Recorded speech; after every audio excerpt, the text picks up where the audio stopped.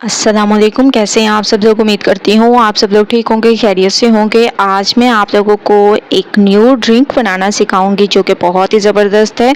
गर्मियों का मौसम है तो कुछ ना कुछ ड्रिंक पीने को दिल करता है, तो चलें स्टार्ट करते हैं।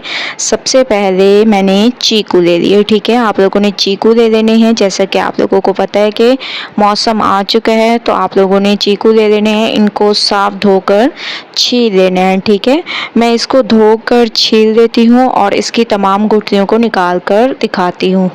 तो मैंने इसको धोकर छील लिया और इसको मैंने रफली सा काट भी लिए है। सबसे पहले आप लोगों ने इसमें बादाम और पिस्ता ऐड करना है। ठीक है, एक तो ये चीकू वैसे भी हेल्दी है, तो इस शेक को मज़ीद हेल्दी बनाने के लिए आप लोगों ने इसमें डाल देने हैं बादाम और पिस्ता। इसके अलावा मैंने चीकू डाल दी है। हस्बे ज़ायक़ा आप लोगों ने चीनी ऐड कर देनी है और आप लोगों ने इसमें ऐड कर देने हैं दूध।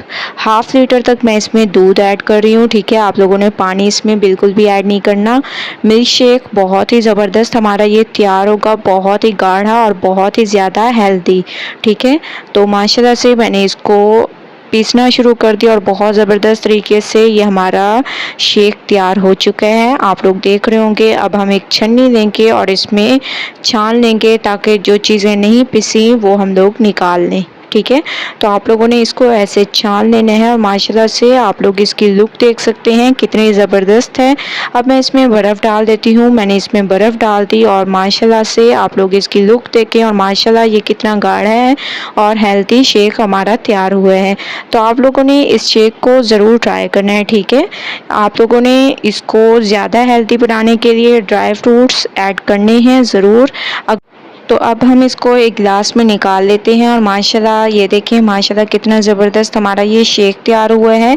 तो आप लोगों ने ज़रूर ट्राई करना है मेरी इस रेसिपी को। मुझे अपना फ़ीडबैक ज़रूर देना है। अगर आप लोगों को मेरी ये मिल्क शेक की रेसिपी पसंद आए तो लाइक करें, ज़्यादा से ज़्यादा शेयर करें। इंशाल्लाह कल न्यू रेसिपी के साथ हाज़िर होंगी। तब तक के लिए अल्लाह हाफिज़।